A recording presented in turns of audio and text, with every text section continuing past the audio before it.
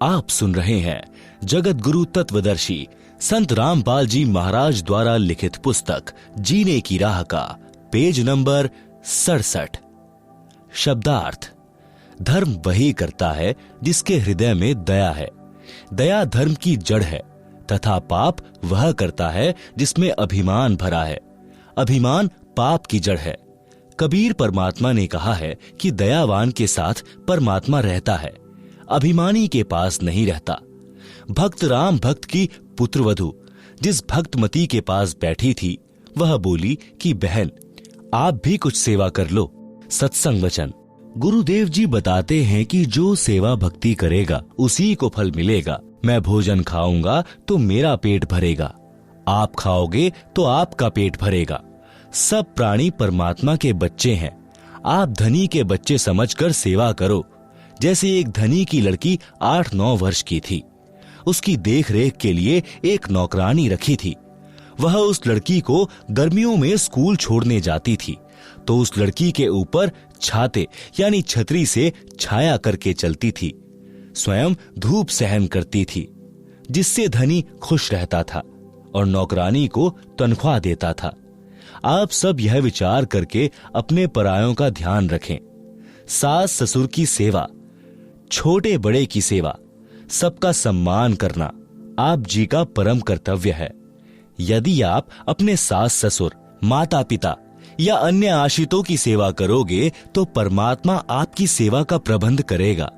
आप अपने छोटे बड़े बच्चों को भी सत्संग में साथ लाया करो।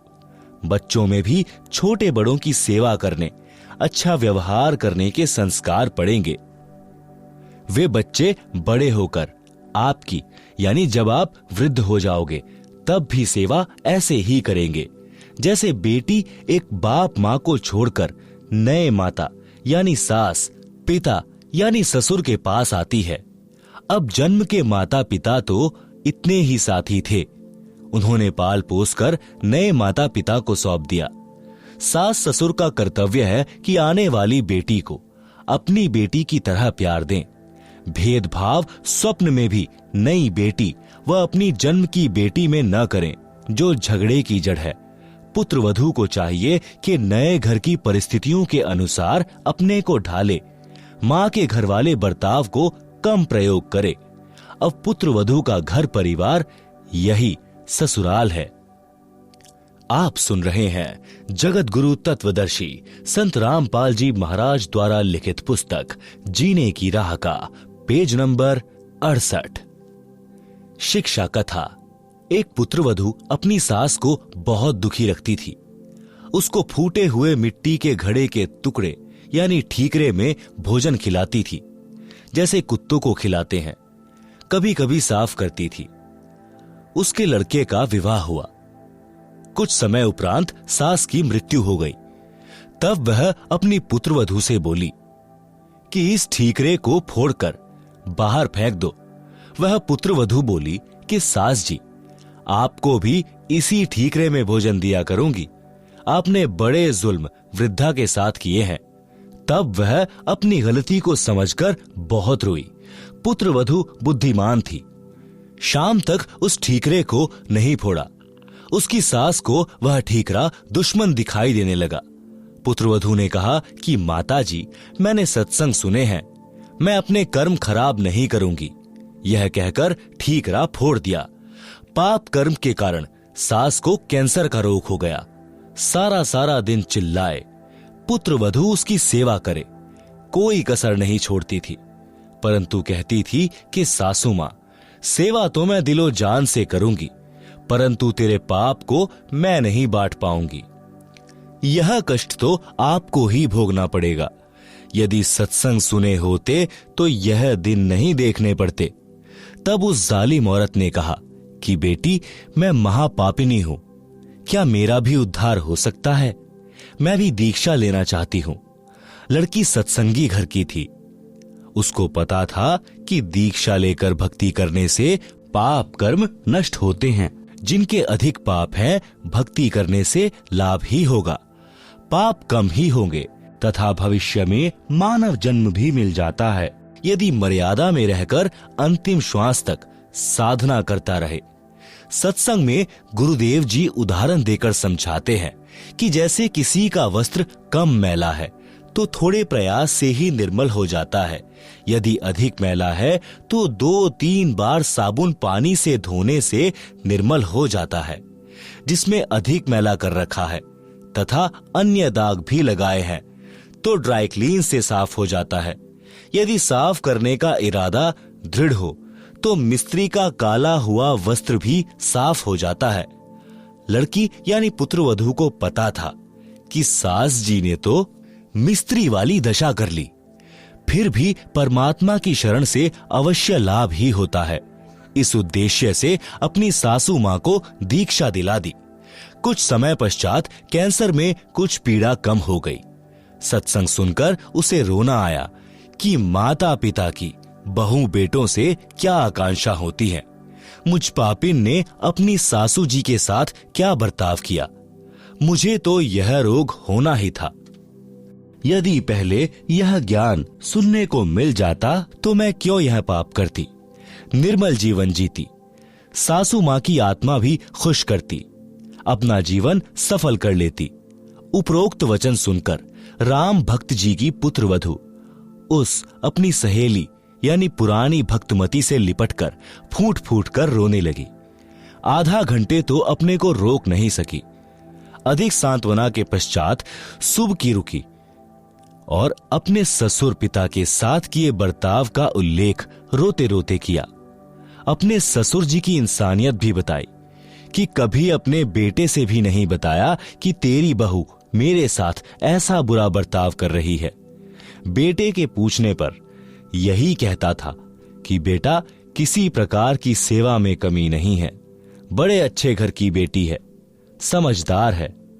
हमारा सौभाग्य है कि यह अपने घर आ गई। हमारा तो इस बेटी ने घर बसा दिया है। मैं पापिन ये शब्द सुनकर भी नरम नहीं पड़ी, क्योंकि मेरी आत्मा पर पाप कर्मों की परत चढ़ चुकी थी, जो 2-3 बार सत्संग सुनने के पश्चात पाप की परत उतरी है। आत्मा में अच्छे संस्कार उठने लगे हैं। 3 दिन सत्संग सुनकर भक्त राम भक्त पोता पोती तथा पुत्रवधू के साथ घर पर आ गया। बच्चों ने भी वहां छोटे बच्चों को खाना खिलाने पानी पिलाने की सेवा करते अन्य पुराने सत्संगी बच्चों को देखा तो वे भी सेवा करने लगे। घर पर आकर अपने दादाजी के लिए पानी की बाल्टी भरकर दोनों भाई बहन लटका लाए और बोले, दादाजी स्नान कर लो। राम भक्त जी ने कहा कि बच्चों तुम्हारे पेट में दर्द हो जाएगा, इतना भार मत उठाओ, मैं अपने आप ले आऊंगा। बच्चे बोले कि दादाजी सत्संग में गुरुजी ने बताया था कि सेवा करने से लाभ ही लाभ मिलता है, कोई कष्ट नहीं होता। हम रोटी खाएंगे तो हमारा पेट भरेगा, हम सेवा करेंगे तो हमें पुण्य मिलेगा। यदि रोग भी हो तो भक्ति और सेवा से समाप्त हो जाता है। वहां आश्रम में अनेकों माई भक्त बता रहे थे कि हम बीमार रहते थे, नाम लेने के पश्चात जैसी सेवा कर सके करने लगे, हम स्वस्थ हो गए। डॉक्टरों ने जवाब दे दिया था, देखो हमारी दवाइयों की पर्चियां, 4 वर्ष से उपचार चल रहा था, अब कोई दवाई नहीं खाते। ऋग्वेद मंडल 10 सूक्त 161 मंत्र 2 में भी यही प्रमाण है कि यदि रोगी मृत्यु के निकट पहुंच गया है, यानी उसको असाध्य रोग भी हो गया हो, यदि वह भक्ति पर लग जाए तो परमात्मा उसको मृत्यु के मुख से निकाल कर ले आए, उसे स्वस्थ करके 100% यानी पूरी आयु जीवन दे देता है। आप सुन रहे हैं जगत गुरु तत्वदर्शी संत रामपाल जी महाराज द्वारा लिखी पुस्तक जीने की राह का पेज नंबर 69। इतनी देर में पुत्रवधू आई और कहा, पिताजी स्नान कर लो, धोती यहीं छोड़ देना, मैं आप साफ कर लूंगी। राम भक्त जी ने कहा कि बेटी आपको घर का बहुत कार्य करना होता है, खाना बनाना, पानी लाना, पशु संभालना है, मैं आप धो लूंगा। मेरी टांग भी अब ठीक हो गई है, बस थोड़ा सा लंग रहता है। राम भक्त स्नान करके धोती बदलकर धोती धोने लगा। उसी समय बच्चों ने आकर धोती छीन ली और लेकर अंदर भाग गए और अपनी माताजी को दे दी। फिर कुर्ता भी ले गए, दूसरा कुर्ता लाकर दे दिया। लड़का खेत से पशुओं का चारा लेकर आया और पहले की तरह पिता को देखा और बिना बोले आगे घर में चला गया। उसने देखा कि पत्नी निर्मला हलवा बना रही थी। उसने सोचा कोई त्योहार होगा, फिर सब्जी रोटी बनाई। सर्वप्रथम गुरु भगवान को 2 कटोरियों में भोग लगाया तथा फिर एक थाल में रोटी, कटोरियों में हलवा तथा सब्जी डालकर अपने ससुर जी के पास लेकर गई और बोली, पिताजी भोजन खा लो, भूख लगी होगी, दूर से आए हैं। राम भक्त बोला, बेटी मेरे को यह हजम नहीं होता, सूखी रोटियां ला दे, मैं बीमार हो जाऊंगा। राम भक्त जी ने सोचा था कि भावना में बहकर बेटी आज तो सब सेवा कर देगी, परंतु लड़का इसको धमकाएगा क्योंकि उसको सत्संग का ज्ञान नहीं है, कहीं घर में झगड़ा ना हो जाए। इतने में लड़का भी आ गया। अपनी पत्नी को बोला, पिताजी ठीक कह रहे हैं, ले चल अंदर। पिता का कमरा गली पर था, बच्चों का रहने का अंदर को था। पत्नी बोली, चुप रह, मैंने बहुत पाप इकट्ठे कर लिए, अब पिताजी की सेवा मैं स्वयं करूंगी। लड़का चुप हो गया। राम भक्त ने दोनों बच्चों को थोड़ा थोड़ा हलवा दिया। पुत्र वधू को देने लगा तो बोली कि आप क्या खाओगे, घर पर और भी बहुत सारा हलवा प्रसाद बचा है, पिताजी आप खाओ, नहीं खाओगे तो मेरी आत्मा रोएगी। भक्त राम भक्त जी ने गुरुदेव भगवान का स्मरण किया और भोजन खाया। प्रतिदिन पुत्र वधू स्वयं नरम नरम रोटियां गर्म गर्म लाकर अपने हाथों खिलाए, प्रतिदिन वस्त्र साफ करे और कहे, पिताजी भजन कर लो। आप सुन रहे हैं जगत गुरु तत्वदर्शी संत रामपाल जी महाराज द्वारा लिखित पुस्तक जीने की राह का पेज नंबर 70। एक दिन राम भक्त जी की बुआ का लड़का भक्त राम निवास आया। राम भक्त जी ने उसको सीने से लगा लिया और बोला, रे भाई हमारा घर तो तेरी कृपा से स्वर्ग बन गया। भक्त राम विलास बोला कि मामा के बेटे राम निवास से कुछ ना हुआ, गुरु जी की शब्द शक्ति का करिश्मा है। आप और मैं तो पहले इकट्ठे ना बत्ती डंडा खेला करते, मेरे करने से होता तो पहले ही हो जाता। गुरु जी कह रहे थे कि राम भक्त पिछले जन्मों में भक्त था, इससे घर के मोह के कारण मर्यादा में चूक बनी थी, उसके कारण इतना कष्ट उठाया है। अब यह महादुखी हो चुका था, तब तेरे साथ आया है, नहीं तो आप कितनी बार राम भक्त से पहले कह चुके थे कि सत्संग में चल, परंतु मोह माया में अंधा हो चुका था। यह कष्ट और पुत्र वधू का व्यवहार इसके लिए वरदान बन गया है। कबीर जी ने कहा है कि सुख के माथे पत्थर पड़ो, जो नाम हृदय से जाए, बलिहारी व दुख के जो पल पल राम रटाए। भावार्थ, हे परमात्मा, इतना सुख भी ना देना जिससे तेरी भूल पड़े, जिस दुख से परमात्मा की पल पल याद बनी रहे, वैसे दुख सदा देते रहना। मैं बलिहारी जाऊं उस दुख को जिसके कारण परमात्मा की शरण मिली। भक्त राम भक्त जी ने भक्त राम निवास जी से कहा कि अब के सत्संग में बेटे प्रेम सिंह को ले जाना, इसका उद्धार हो जाएगा। अगले सत्संग में जो 1 महीने पश्चात होना था, भक्त राम निवास जी आए और प्रेम सिंह को अपने घर ले जाने के बहाने ले गए। घर से सत्संग में ले गए। 3 दिन तक आश्रम में रहे, सत्संग सुना, अन्य पुराने भक्तों से उनकी आप बीती सुनी तो सत्संग के रंग में रंग गया। भक्त राम भक्त जी का परिवार एकदम बदल गया। भक्ति सेवा करके कल्याण को प्राप्त हुआ। आप सुन रहे हैं जगत गुरु तत्वदर्शी संत रामपाल जी महाराज द्वारा लिखित पुस्तक जीने की राह का पेज नंबर 71। सत्संग से घर की कलह समाप्त होती है। एक माई अपनी पुत्र वधू पर बात बात पर क्रोध करती थी। छोटी छोटी गलतियों को बढ़ा चढ़ाकर अपने पुत्र से कहती, पुत्र अपनी पत्नी को धमकाता। इस प्रकार घर नरक बना हुआ था। पुत्र वधू अपनी सासू माँ से कभी कभी कहती थी कि आप सत्संग जाया करो, अपनी पड़ोसन भी जाती है। सासू माँ बोली कि सत्संग में तो आई गई, यानी बदचलन स्त्रियां जाती हैं, जिनका संसार में सम्मान नहीं होता, जो अच्छे कुल की नहीं है। हम खानदानी हैं, हमारा क्या काम सत्संग में। ऐसे पुत्रवधू ने कई बार कोशिश की, परंतु माई मानने को तैयार नहीं होती।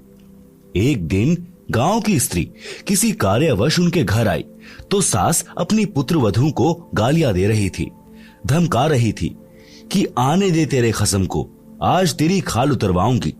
बात क्या थी कि गिलास में चाय रखी थी, जो सास के लिए डालकर पुत्रवधू बच्चे को लेने अंदर चली गई थी, जो सोया था, जागने पर रो रहा था।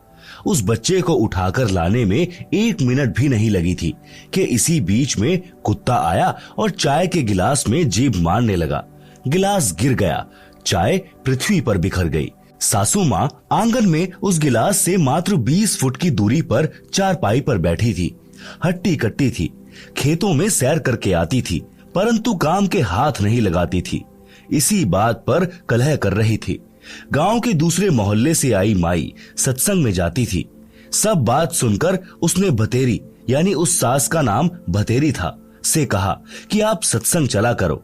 उसका वही उत्तर था। उस सत्संग वाली भक्तमती ने बहुत देर सत्संग में सुनी बातें बताई, परंतु भतेरी मानने को तैयार नहीं थी। भतेरी की दूसरी बहन उसी मोहल्ले में विवाह रखी थी, जिस पान्ने की वह सत्संग वाली माई जानकी थी। भतेरी की बहन का नाम दया कौर था। जानकी ने जाकर दया कौर से बताया कि तेरी बहन भतेरी ने तो घर का नरक बना रखा है, बिना बात की लड़ाई करती है। मैं कल किसी कामवश गई थी, एक चाय का गिलास कुत्ते ने गिरा दिया, उसी का महाभारत बना रखा था। दया कौर भी जानकी के कहने से सत्संग सुनने गई थी और दीक्षा ले ली थी। जानकी ने कहा कि उसको जैसे तैसे एक बार सत्संग में ले चल। जब तक संतों के विचार सुनने को नहीं मिलते तो व्यक्ति व्यर्थ की टेंशन यानी चिंता स्वयं रखता है तथा घर के सदस्यों को भी चिंता में रखता है। दया कौर अगले दिन अपनी बहन के घर गई। किसी बहाने भतेरी को अपने घर ले गई। वहां से कोई अन्य औरतें सत्संग में जाने के लिए जानकी के घर के आगे खड़ी थी। वे दया कौर को सत्संग में चलने के लिए कहने उसके घर गई। वहां उसकी बहन भतेरी को देखकर उसे भी कह सुनकर साथ ले गई। भतेरी ने जीवन में प्रथम बार सत्संग सुना।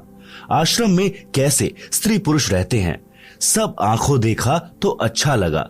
जैसा अनाप शनाप सुना करती थी वैसा आश्रम में कहीं देखने को नहीं मिला। सत्संग में बताया गया कि कई व्यक्ति अपनी बहन, बेटियों, बहुओं तथा अन्य स्त्रियों को सत्संग नहीं भेजते और न स्वयं जाते हैं। वे कहते हैं कि हमारे सत्संग में जाने से घर की इज्जत का नाश हो जाएगा, हमारी बहू बेटियां बदनाम हो जाएंगी।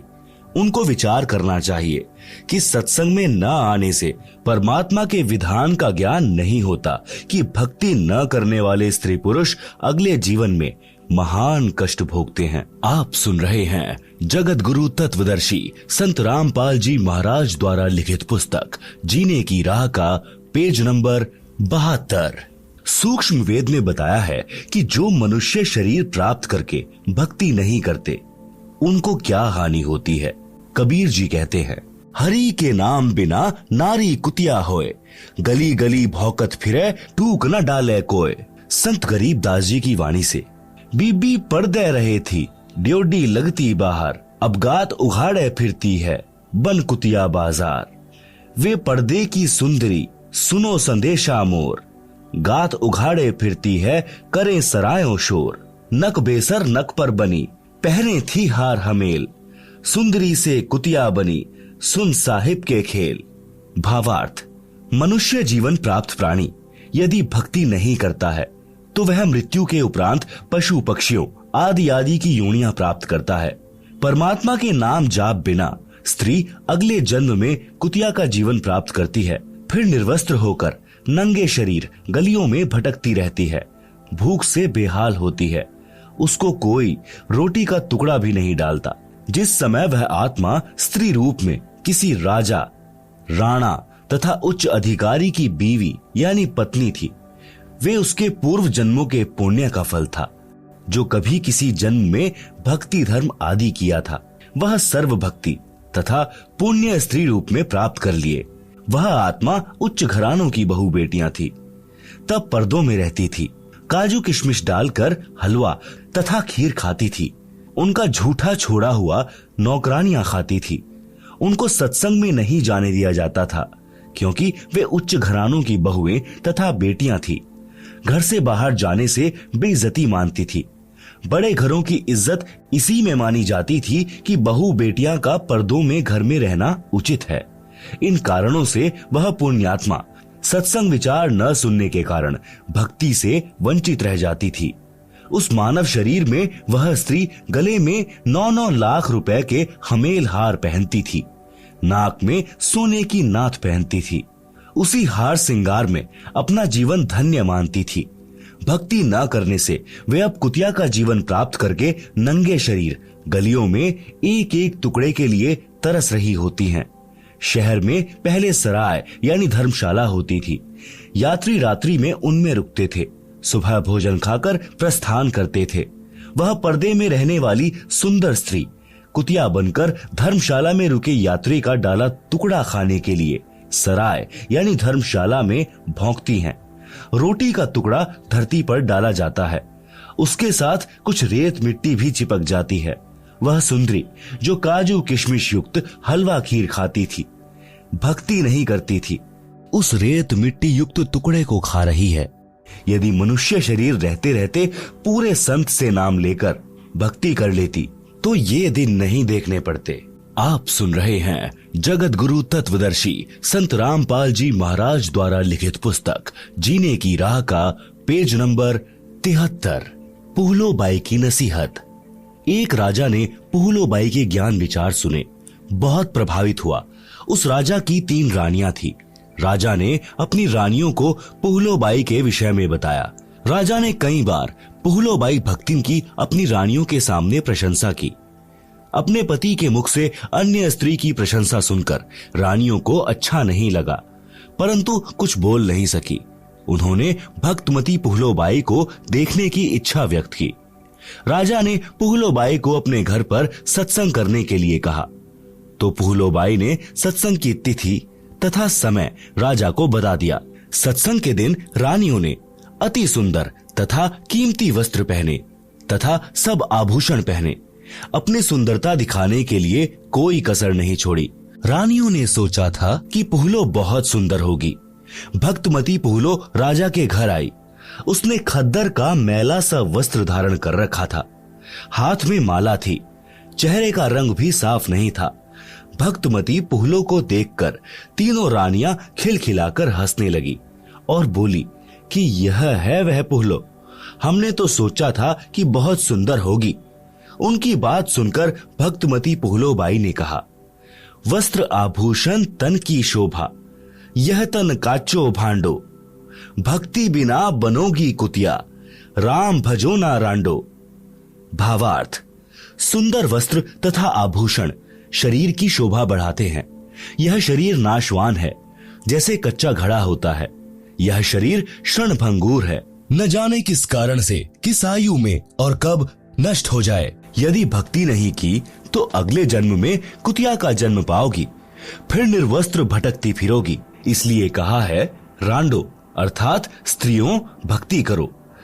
रांड शब्द विधवा के लिए प्रयोग होता है, परंतु सामान्य रीति में स्त्रियां अपनी प्रिय सखियों को प्यार से संबोधित करने में प्यारी गाली के साथ प्रयोग किया करती। अब शिक्षित होने पर यह शब्द प्रयोग नहीं होता। भक्तमती पुहलोबाई ने सत्संग सुनाया। कबीर परमेश्वर जी की साखियां सुनाई। कबीर, हरि के नाम बिना नारी कुतिया होए, गली गली भौंकत फिरे, टूक न डाले कोय। कबीर, राम रटत कोढ़ी भलो, चूचू पड़े जो चाम, सुंदर देही किस काम की, जामुख नाही नाम। कबीर, नहीं भरोसा देही का, विनश जाए छिन माही, श्वास श्वास में नाम जपो और यत्न कुछ नाही। कबीर, श्वास श्वास में नाम जपो, व्यर्था श्वास मत खो, ना जाने इस श्वास का, आवन हो के ना होए। गरीब, सर्व सोने की लंका थी, रावण से रणधीरम, एक पलक में राज्य गया, जम के पड़े जंजीरम। गरीब, मर्द गर्द में मिल गए, रावण से रणधीरम, कंस केसी चाणूर से हिरना कुश बलबीरम। गरीब तेरी क्या बुनियाद है, जीव जन्म धरि लेत। दास गरीब हरि नाम बिन, खाली रह जा खेत। आप सुन रहे हैं जगत गुरु तत्वदर्शी संत रामपाल जी महाराज द्वारा लिखित पुस्तक जीने की राह का पेज नंबर 74। शब्दार्थ। कबीर परमेश्वर जी ने अध्यात्म का विधान बताया है। कहा है कि जो स्त्री भक्ति नहीं करती वह अगले जन्म में कुतिया का जीवन प्राप्त करके गली गली भौंकती फिरती है। कोई उसको भोजन का ग्रास भी नहीं डालता। मानव जीवन में सब भोजन समय पर मिल रहा था। भक्ति न करने से यह दशा होगी। परमात्मा की भक्ति कुष्ठ रोगी यानी जिसके शरीर की खाल भी कट कट कर गिर रही है, उससे रक्त निकल कर गिर रहा है, भी करता है तो बहुत अच्छा है। भक्ति करने से उसका कुष्ठ रोग भी ठीक हो जाएगा, भविष्य भी उज्जवल होगा। जो भक्ति नहीं करता वह चाहे सुंदर शरीर वाला भी क्यों ना हो, उसका सुंदर स्वस्थ शरीर किसी काम का नहीं है। इस मानव शरीर का कोई विश्वास नहीं है कि यह कब तथा किस कारण से नष्ट हो जाए। इसे बचाकर नहीं रखा जा सकता। इसका एक उपाय है, भक्ति करो। इतना स्मरण करो कि एक श्वास भी नाम के जाप बिना खाली ना जाए। श्वास छोड़ते समय तथा लेते समय प्रत्येक श्वास में नाम जपो। श्वास को नाम के जाप बिना व्यर्थ न हो। इस श्वास को ज्ञान नहीं है, यह अंदर गया है तो बाहर आएगा कि नहीं आएगा। इसलिए गफलत ना करके भक्ति में लग जाओ।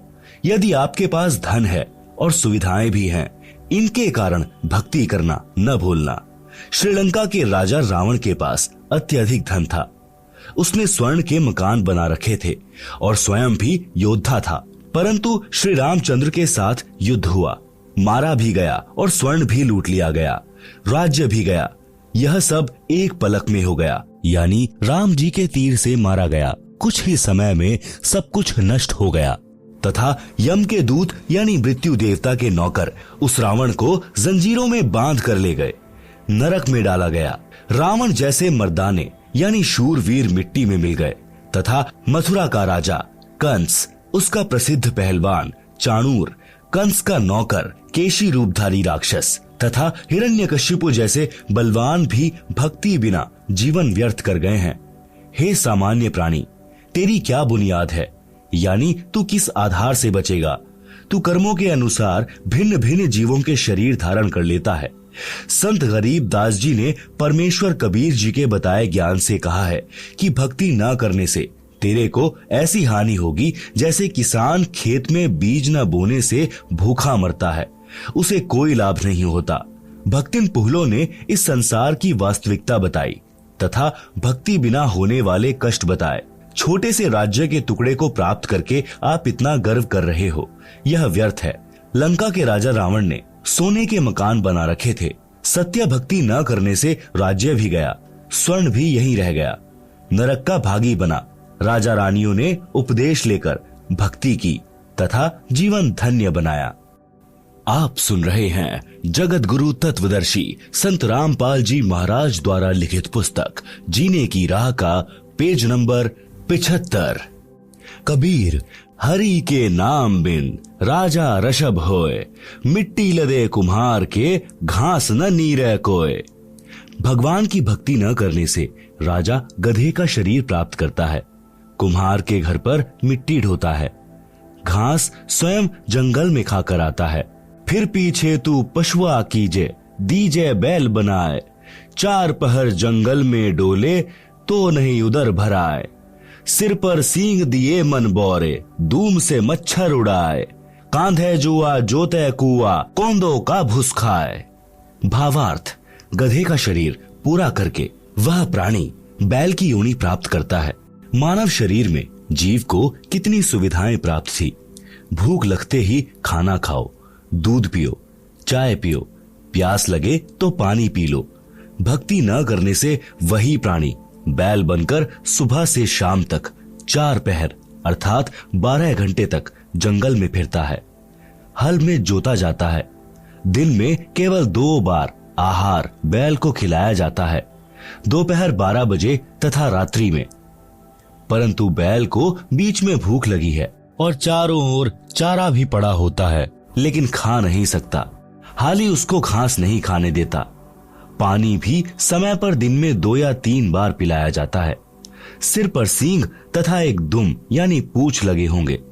जब मानव शरीर में था तब वह जीव कूलर, पंखे तथा एसी कमरों में रहता था। अब एक दुम है, इसको चाहे कूलर की जगह चाहे पंखे की जगह प्रयोग करो, उसी से मच्छर उड़ाता है। सत्संग में यह भी बताया गया कि घर की कलह का कारण परमात्मा के विधान को न समझकर संसार के भाव में चलना है।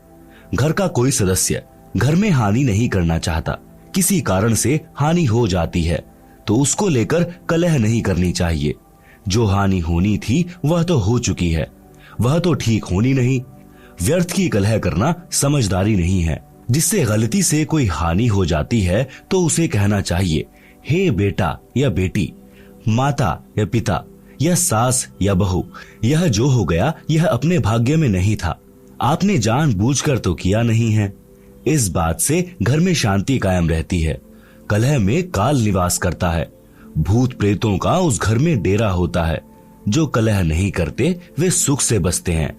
जिस घर में परमात्मा की भक्ति यानी आरती, स्तुति, ज्योति, यज्ञ होती है, उस घर में देवताओं का निवास होता है। आप सुन रहे हैं जगत गुरु तत्वदर्शी संत रामपाल जी महाराज द्वारा लिखित पुस्तक जीने की राह का पेज नंबर 76। सत्संग सुनकर सब अपने अपने घर चली गई। सत्संग दिन के 12 बजे से 2 बजे तक हुआ था। पुत्र वधू को पता नहीं था कि सासू माँ सत्संग में गई थी। अगले दिन सुबह भैंस का दूध निकालकर पुत्र वधू उस दूध की भरी बाल्टी को छत में लगे कुंडे वाले सरिये में प्रतिदिन की तरह टांगने लगी। उसे लगा कि बाल्टी टंग गई, परंतु सरिये के उल्टी ओर बाल्टी का कड़ा लगा था। पुत्र वधू ने सोचा कि ठीक लगा है और बाल्टी छोड़ दी। बाल्टी पृथ्वी पर गिर गई, दूध बिखर गया। आवाज सुनकर भतेरी आई और पुत्र वधू दूध की बजाय सासू माँ की ओर मायूसी से देख रही थी। बोलना उचित नहीं समझा, क्योंकि पुत्र वधू को पता था कि सासू माँ किसी भी सफाई के वचन नहीं सुनती थी। सोच रही थी कि आज का सारा दिन कलह में जाएगा, शाम को पति आएगा, उससे भी पिटाई करवाएगी। हे परमात्मा, यह कौन बनी? ऐसी गलती तो कभी नहीं हुई थी। हे सतगुरु, कुछ तो दया करो। मैं तो आपकी भक्ति भी भूलने को हो रही हूँ। मुझे तो सारा दिन सासू माँ के श्लोक याद रहते हैं। भतेरी बोली, बेटी, जो होना था वह हो गया। आज हमारे भाग्य में दूध है नहीं, चिंता न कर। इस दूध को ऊपर से हाथों से बाल्टी में डालकर भैंस को पिला दे। यह कहकर जो नाम दीक्षा ली थी उसका जाप करने लग गई। पुत्र वधू को अपने कानों पर विश्वास नहीं हो रहा था। सोच रही थी कि माताजी आज पता नहीं कौन सा स्टेशन यानी रेडियो आकाशवाणी पकड़ गई। ये शीतल वचन भतेरी की बोरी यानी बारदाना में नहीं थे, इसमें खल भरी थी। आसपास से निकलती थी तब भी बड़बड़ की झल निकलती थी। पुत्र वधू का नाम निशा था। वह सोच रही थी कि निशा, आज निशा में यानी रात्रि में तेरी बुरी होगी दशा। निशा की सोच थी कि पति को बताएगी। वह माता की बात सुनकर मेरी कुछ नहीं सुनता, अच्छी बुरी कहेगा, सारा दिन और रात्रि रोने में जाएगी। निशा ने दूध बाल्टी में डालकर भैंस को पिला दिया। बाल्टी धोकर रख दी। भतेरी आई और बोली कि बेटी, रोटी खा ले, चिंता मत कर। बेटी, मैं कल मेरी बहन दया कौर के साथ दिन में सत्संग में गई थी। मेरी तो आंखें खुल गई। मैं तो बहुत कलहारी बनी हुई थी। बेटी, हो सके तो क्षमा कर देना। पीछे हुआ सो हुआ, आगे से अपनी बेटी को पलकों पर रखूंगी। मेरी असली बेटी तो तू है। जन्मी बेटी तो अगलों की थी, वह चली गई। अपना दुख सुख साझा है। मेरी तो एक दिन के सत्संग ने ही आंखें खोल दी। बेटी, अगले रविवार को आप भी चलना, मैं भी चलूंगी। धीरे धीरे बेटे को भी ले चलेंगे। निशा ने अपने गुरुजी का फोटो यानी स्वरूप कपड़ों में छिपा रखा था। फोटो निकालकर चरणों में शीश रखकर कहा कि हे गुरुवर, आज आपने अपनी बेटी की पुकार सुन ली, घर स्वर्ग बना दिया। शाम को चतर सिंह आया तो माता ने दूध गिरने का जिक्र भी नहीं किया।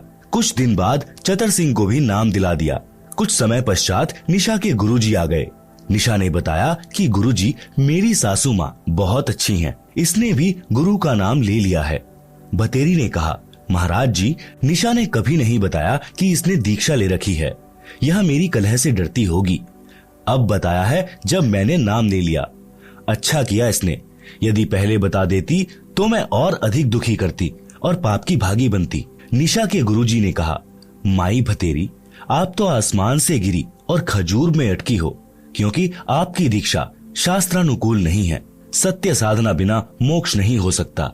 जैसे रोग की सही औषधि खाने से ही रोग से मोक्ष मिलता है, इसी प्रकार सत्य साधना करने से जन्म मरण के रोग से मुक्ति मिलती है। निशा ने सोचा कि सासू मां नाराज ना हो जाएं, इसलिए बीच में ही बोल उठी कि गुरुजी, सुना है आपने नई पुस्तक लिखी है, वह संगत ने छपवाई है, क्या आपके पास है?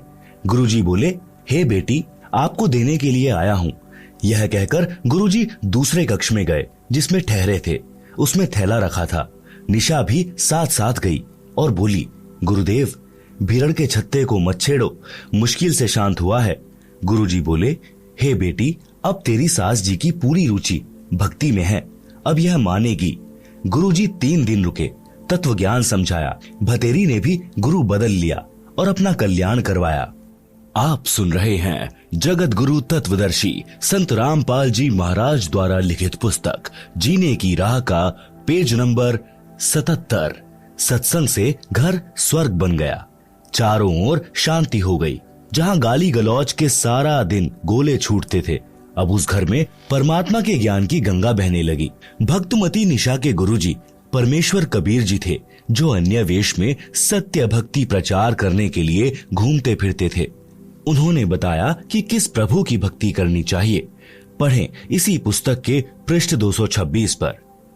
निष्कर्ष, परमेश्वर कबीर जी ने बताया है कि मन नेकी कर ले, 2 दिन का मेहमान, मात पिता तेरा कुटुंब कबीला, कोई दिन कारल मिलका मेला, अंत समय उठ चले अकेला, तजमाया मंडान, कहां से आया कहां जाएगा, तन छूटे तब कहां समाएगा, आखिर तुझको कौन कहेगा, गुरु बिन आत्मज्ञान, कौन तुम्हारा सच्चा साई, झूठी है ये सकल सगाई, चलने से पहले सोच रे भाई, कहां करेगा विश्राम, रहट मालपन घट ज्यों भरीता, आवत जात भरे करे रीता, जुगन जुगन तू मरता जीता, करवा ले रे कल्याण, लख 84 की सहत्रासा, ऊंच नीच घर लेता बासा, कह कबीर सब मिटाऊं रासा, कर मेरी पहचान। आप सुन रहे हैं जगत गुरु तत्वदर्शी संत रामपाल जी महाराज द्वारा लिखित पुस्तक जीने की राह का पेज नंबर 78। भावार्थ, परमेश्वर कबीर जी ने अपने मन को संबोधित करके हम प्राणियों को सतर्क किया है कि इस संसार में 2 दिन का यानी थोड़े समय का मेहमान है। इस थोड़े से मानव जीवन में आत्मज्ञान के अभाव से अनेकों पाप इकट्ठे करके अनमोल मानव जीवन नष्ट कर जाता है। धन कमाने की विधि तो संसार के व्यक्ति बता सकते हैं, परंतु गुरुदेव जी के बिना आत्मज्ञान यानी जीव कहां से आया, मनुष्य जीव का मूल उद्देश्य क्या है, सद्गुरु धारण किए बिना यानी दीक्षा लिए बिना जीव का मानव जन्म नष्ट हो जाता है। यह बात गुरु जी के बिना कोई नहीं बताएगा। चाहे पृथ्वी का राजा भी बन जा, परंतु भविष्य में पशु जन्म मिलेगा। जन्म मरण का चक्र गुरु जी के ज्ञान व दीक्षा मंत्र यानी नाम बिना समाप्त नहीं हो सकता। जब तक जन्म मरण का चक्र समाप्त नहीं होता, तो बताया है कि यह जीवन हर हट का कुआं लोई, या गल बंधा है सब कोई, कीड़ी कुंजर और अवतारा, हर हट डोर बंधे कई बारा। भावार्थ, जैसे रहट के कुएं में लोहे की चक्री लगी होती है, उसके ऊपर बाल्टियों की चैन वेल्ड की जाती है, उसको रहट कहा जाता था। पहले बैल या ऊंट से चलाते थे, जैसे कोल्हू बैल ऊंट से चलाते हैं, पहले अधिक चलाते थे। रहट की बाल्टियां नीचे कुएं से पानी भरकर लाती हैं, ऊपर खाली हो जाती हैं। यह चक्र सदा चलता रहता है। इसी प्रकार पृथ्वी रूपी कुएं से पाप तथा पुण्यों की बाल्टी भरी ऊपर स्वर्ग नरक में खाली की। इस प्रकार जन्म मरण के चक्र में जीव सदा रहता है। ऊपर के शब्द में यही समझाया है कि संसार में परिवार धन सब त्याग कर एक दिन अकेला चला जाएगा, फिर कहीं अन्य स्थान पर जन्म लेकर यही क्रिया करके चला जाएगा। यदि आप घर से किसी अन्य शहर में जाते हैं तो जाने से पहले निश्चित करते हो कि वहां जाएंगे, उसके बाद कहां विश्राम करेंगे, परंतु संसार छोड़कर जाते हो तो कभी विचार नहीं करते कि कहां विश्राम करोगे। हे जीव, 84 लाख प्रकार के प्राणियों के शरीरों में प्रताड़ना सहन करता है, मरता जीता यानी नए प्राणी का जीवन प्राप्त करता है। कभी राजा बनकर उच्च बन जाता है, कभी कंगाल बनकर नीच कहलाता है। परमात्मा कबीर जी समझा रहे हैं कि अवतार गण यानी राम, कृष्ण आदि आदि भी सत्य साधना न मिलने के कारण जन्म मरण के चक्र में पड़े हैं। सत्य साधना मेरे पास है। हे प्राणी, तू मेरे को पहचान। मैं समर्थ परमात्मा हूँ। मैं तेरा जन्म मरण का सर्व झंझट समाप्त कर दूंगा। जगत गुरु तत्वदर्शी संत रामपाल जी महाराज द्वारा लिखित पुस्तक जीने की राह के पेज नंबर 79 पर काल लोक में जन्म मरण रूपी हरहट यानी चक्र का चित्र दिया गया है, जिसे आप पुस्तक में देख सकते हैं। आप सुन रहे हैं जगत गुरु तत्वदर्शी संत रामपाल जी महाराज द्वारा लिखित पुस्तक जीने की राह का पेज नंबर 80, शब्द नंबर 2। नाम सुमर ले सुकर्म कर ले, कौन जाने कल की, खबर नहीं पल की। कोड़ी कोड़ी माया जोड़ी, बात करे छल की। पाप पुण्य की बांधी पोटरिया, कैसे होवे हल्की। माता पिता परिवार भाई बंधु, त्रिरिया मतलब की। चलती बरियां कोई न साथी, या माटी जंगल की। तारों बीच चंद्रमा ज्यों झलके, तेरी महिमा झला झलकी। बने कुकरा विष्टा खावे, अब बात करे बल की। ये संसार रैन का सपना, ओस बूंद जल की। सतनाम बिना सबे साधना, गारा दलदल की। अंत समय जब चले अकेला, आंसू नैन ढल की। कह कबीर गह शरण मेरी हो, रक्षा जल थल की। भावार्थ, परमात्मा कबीर जी ने बताया है कि हे भोले मानव यानी स्त्री पुरुष, परमात्मा का नाम जप कर शुभ कर्म कर। पता नहीं कल यानी भविष्य में क्या दुर्घटना हो जाएगी। एक पल का भी ज्ञान नहीं है। धन का संग्रह छल कपट किए बिना होगा ही नहीं, जिसमें से कुछ धन पर भी खर्च कर देता है। इस प्रकार पाप तथा पुण्य की दो गठरी बांध ली, ये कैसे हल्की होंगी। पाप नरक में, पुण्य स्वर्ग में भोगता है। माता पिता, भाई पत्नी आदि आदि परिजन अपने अपने मतलब की बातें सोचते हैं। पूर्व जन्मों के कारण परिवार रूप में जुड़े हैं। जिस जिसका समय पूरा हो जाएगा, संस्कार समाप्त होता जाएगा, वह तुरंत परिवार छोड़कर चला जाएगा। जैसे रेल में डिब्बा भरा होता है, जिस जिसने जहां जहां की टिकट ले रखी है वहां वहां उतरकर चले जाते हैं। यह परिवार रेल के डिब्बे की तरह है। मृत्यु के उपरांत यह शरीर मिट्टी हो जाता है। उस समय तेरा कोई परिवार का सदस्य साथी नहीं होगा। एक व्यक्ति अपनी पत्नी से बहुत प्रेम करता था। वृद्ध हुआ तो उसकी मृत्यु निकट थी। उसने अपनी पत्नी से कहा कि आप मेरे साथ चलोगी। वह तुरंत मना कर गई कि ना, मैं ना मरूं तेरे साथ, तेरे ते 3 साल छोटी सूं। वृद्ध को उस दिन सदमा हो गया।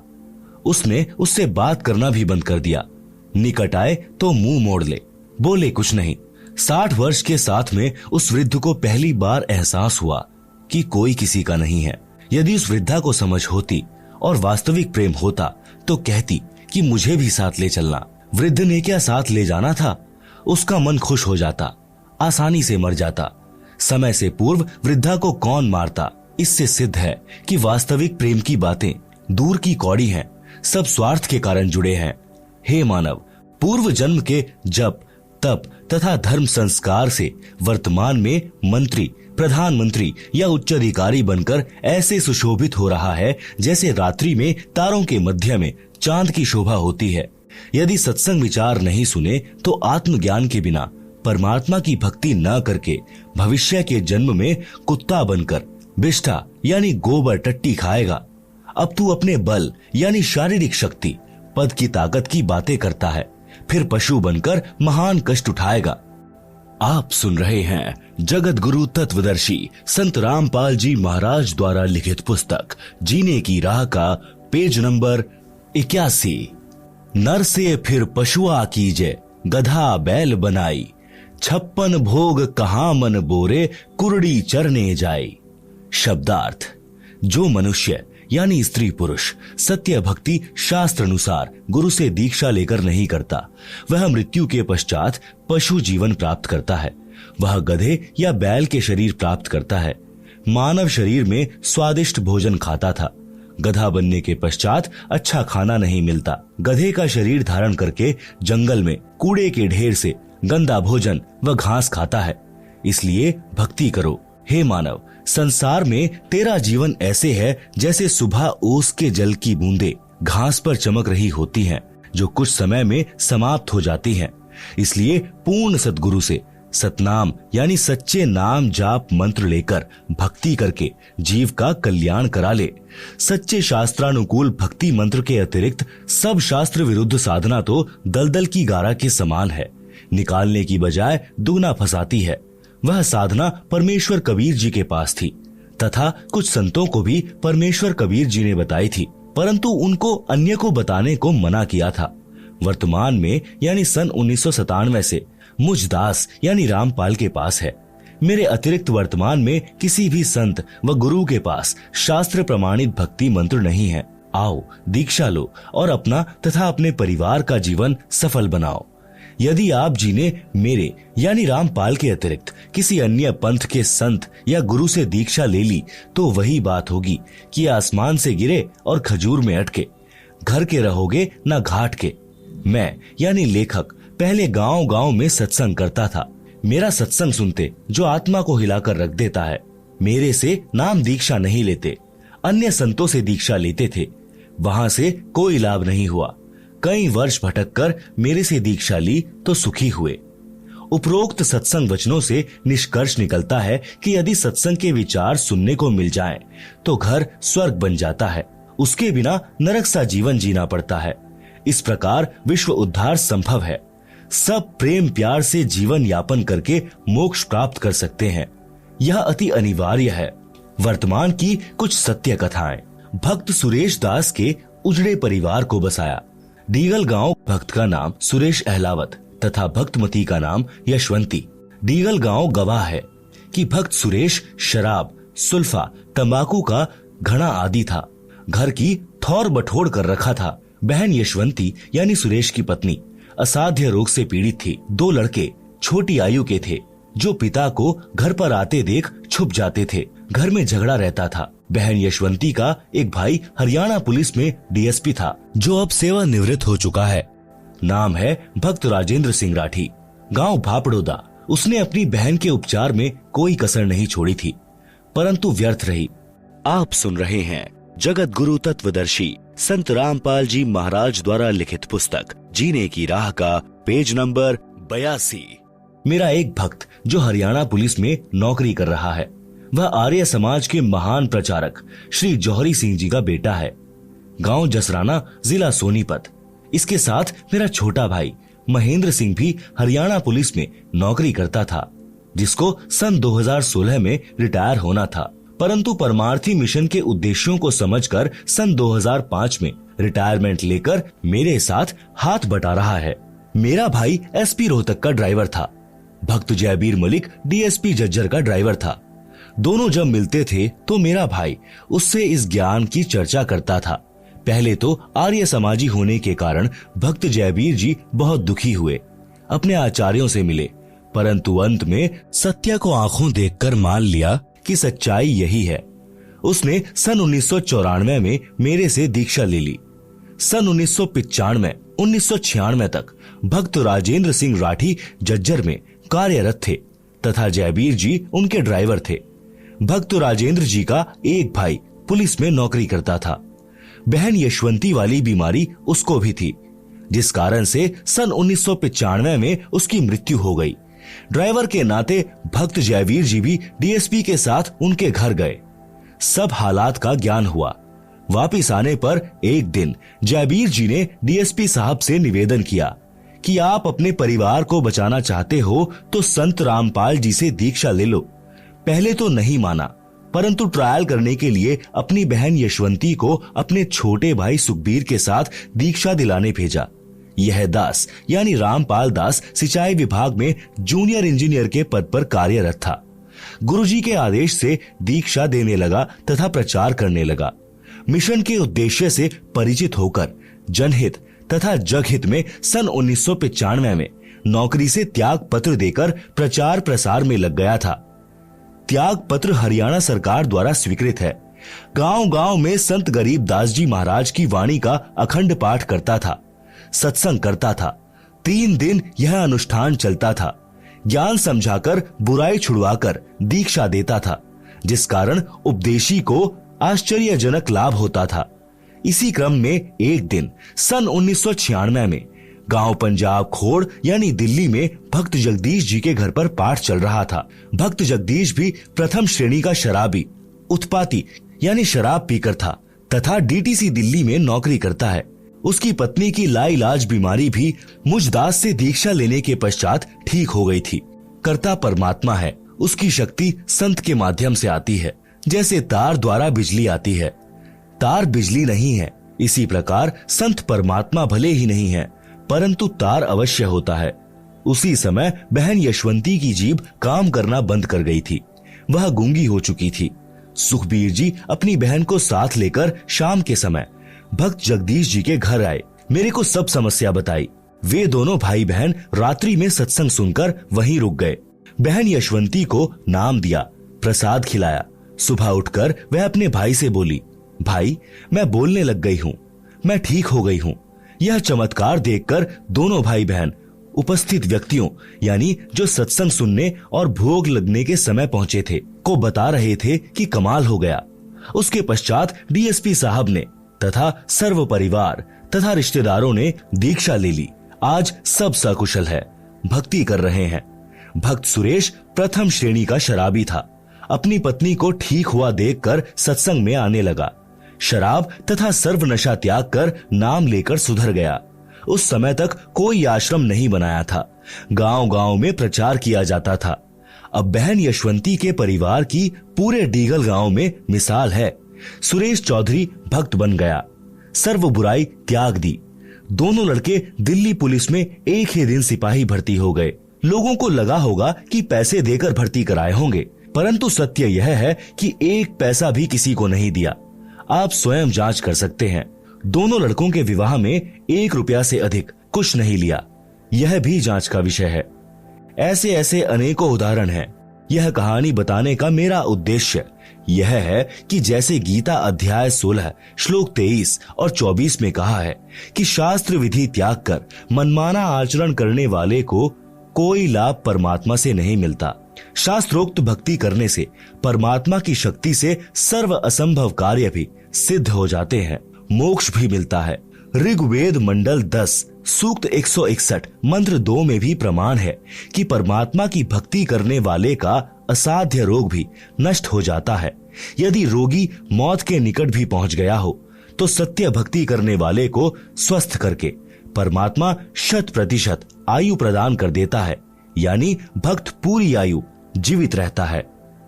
आप सुन रहे हैं जगत गुरु तत्वदर्शी संत रामपाल जी महाराज द्वारा लिखित पुस्तक जीने की राह का पेज नंबर 83।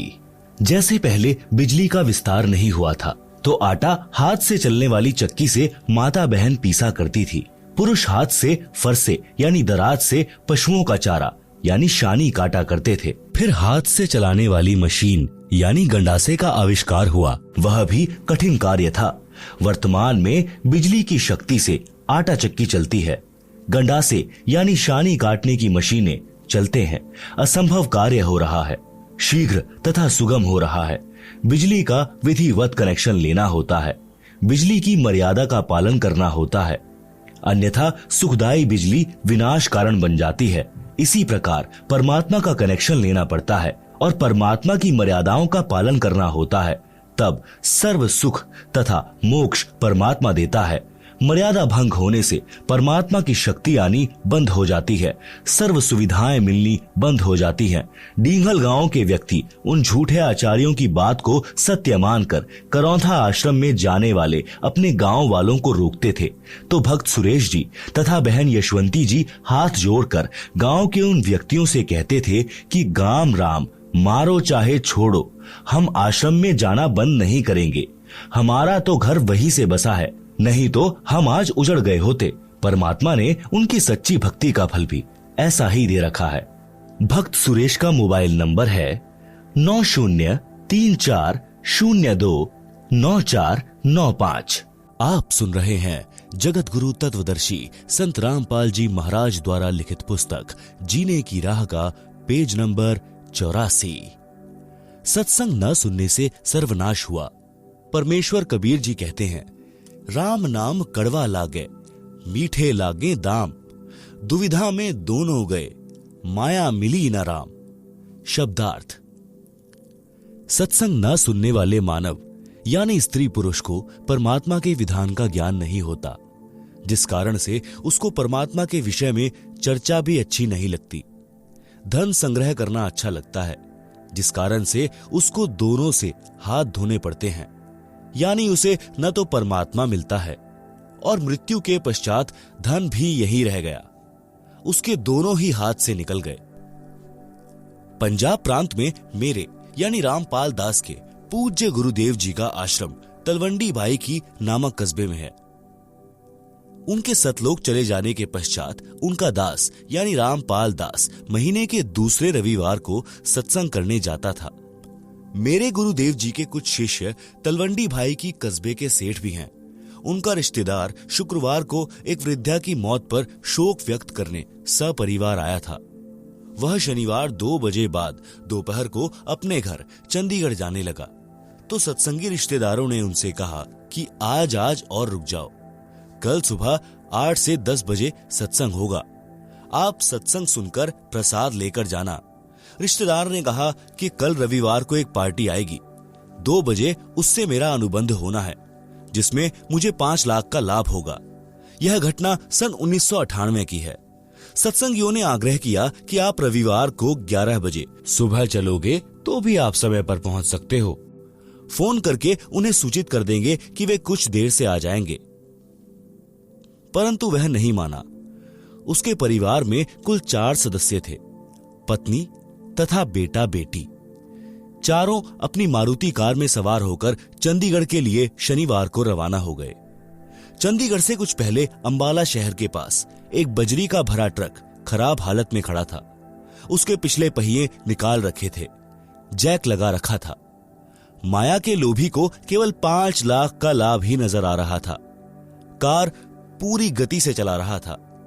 कार उस बजरी के भरे ट्रक के नीचे घुस गई। जैक हट गया, पूरा परिवार कुचला गया। बड़े दुख के साथ कहना पड़ रहा है कि यदि सत्संग सुनने के लिए रुक जाता तो यह नाश नहीं होता।